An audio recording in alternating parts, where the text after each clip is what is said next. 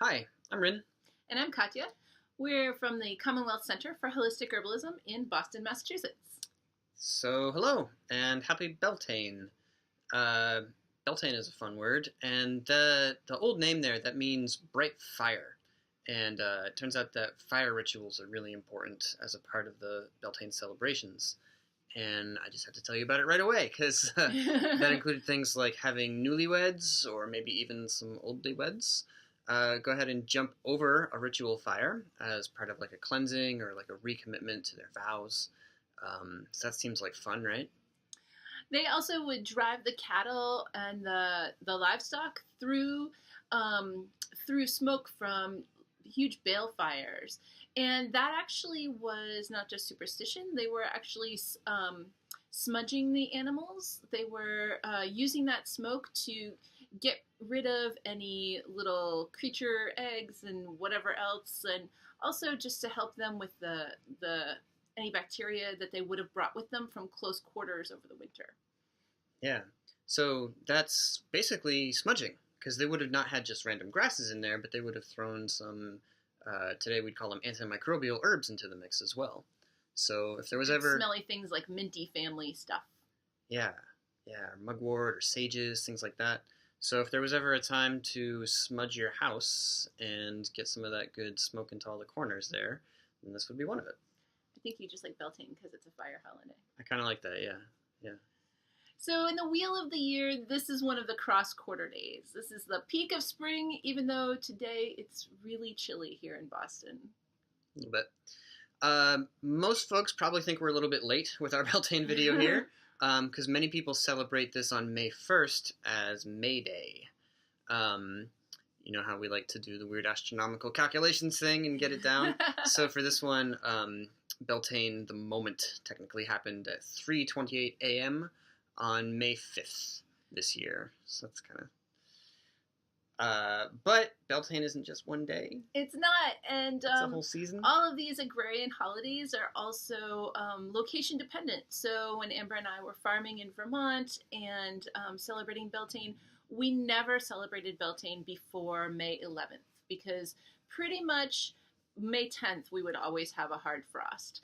And I didn't really feel like it could possibly be Beltane until the last hard frost was done. So we never managed before May 11th. And frankly, tonight it's supposed to go down to 37 degrees. So not a hard frost, but still kind of chilly. So I'm holding out that even here in Boston, May 11th is a great day to celebrate Beltane. So that's all to say we're not late yet. Yeah. Besides that, Beltane was traditionally counted or sort of kicked off by the blossoming of the hawthorn tree. And here in Boston, we're not quite there yet. Yeah, no. So, so that means that hawthorn was traditionally associated with the holiday, and it was an important herb for the season. You'll hear probably a lot of people when they talk about Beltane talk about the going a-maying together. And so that's when a couple of lovers would go out into the forest and love each other up a little bit, and then come back home.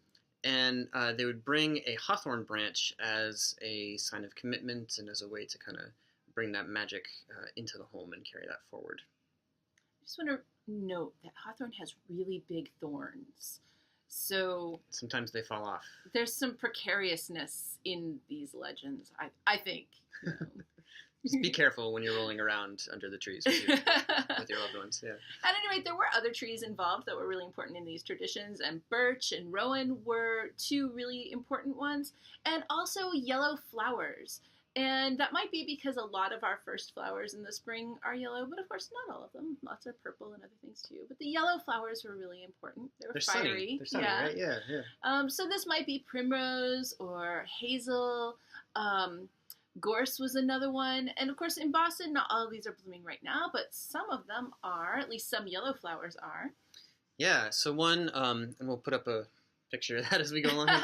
So one that we've been admiring a lot lately is this plant called Marsh Marigold.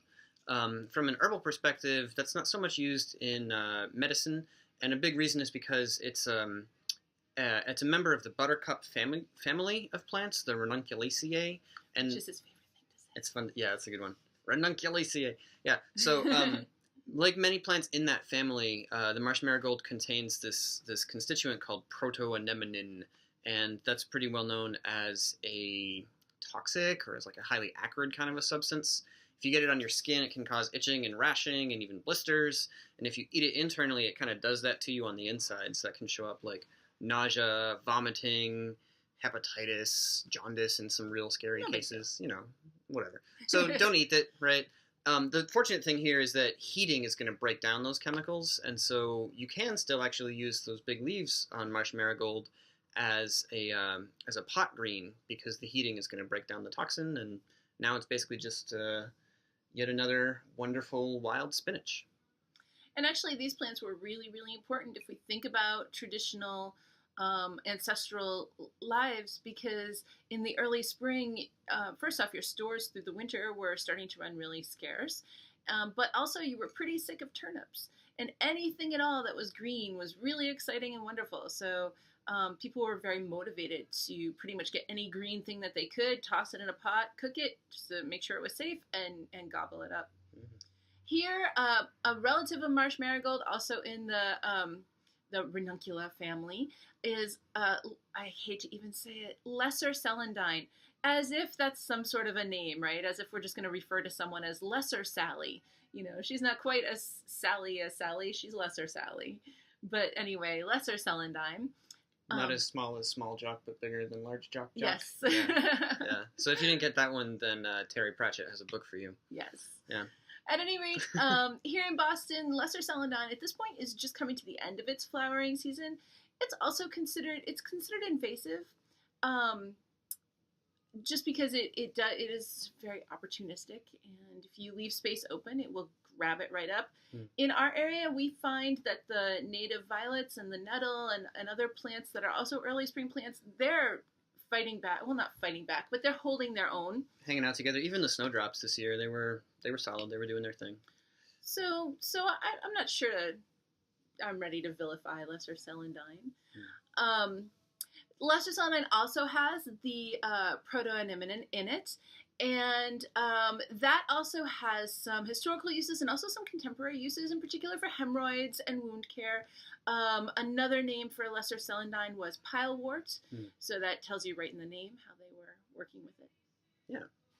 So, and then while we're thinking about yellow flowers, let's not forget dandelions, right? Because I don't think we can get through any of these holiday videos without talking about dandelions. But they do make a really good wine, or a mead, by the way. Dandelion wine is one of the best things. Anyway, so this is actually a good time to be thinking about dandelions because they're up, they're blooming, their flower heads are gorgeous and abundant, and this might be a good time to collect those, make yourself a tincture, have that around for next wintertime. So can help you just remember that, you know, the bright excitement of spring and the gratitude for the sun when you are in the middle of winter and working with dandelion flower medicines, whether you made it in honey or alcohol or mead or wine or whatever, that just sort of brings some of that summer or some of that springtime excitement into your winter doldrums. So that can be really nice. Yeah. We mentioned mead a couple times. That's honey wine, and you can make that at home. It's super easy. And I really recommend doing it. And that, too, was associated with the Beltane holiday, because that connection to fertility and weddings and all of that, then it's like mead for your honeymoon, right? We actually, when we got married, we made many gallons of mead that we were going to serve at the wedding, and we only forgot one thing to take to the wedding, and it was all of that mead.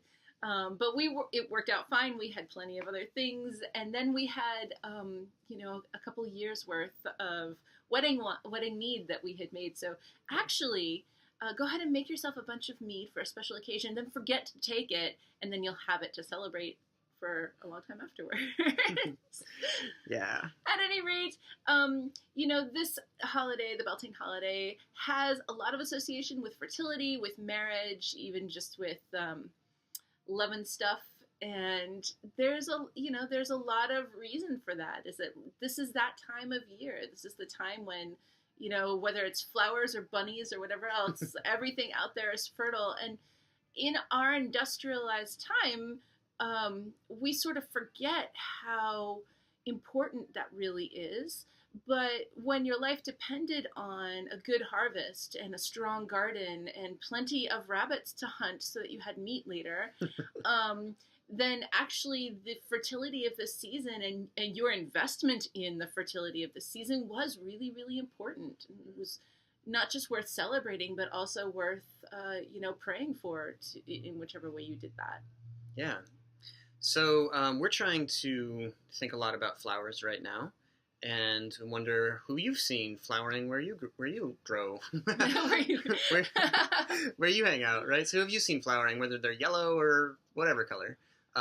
We're currently running a little photo contest, so if you're here in Boston, then find some wild flowers, take a good picture of them, and tag them with the hashtag bloominginboston, and put that on Facebook or Instagram. And we're going to run that through till like the 28th, I think? Yeah, and then we're going to announce the winners at Herbstock, which is Boston's very own herb conference happening June 3rd and 4th at the Somerville Armory. Yeah, so don't forget to check that out too. So go out there and find some flowers, share some photos, and we can all enjoy the Beltane flowering together. See you next time.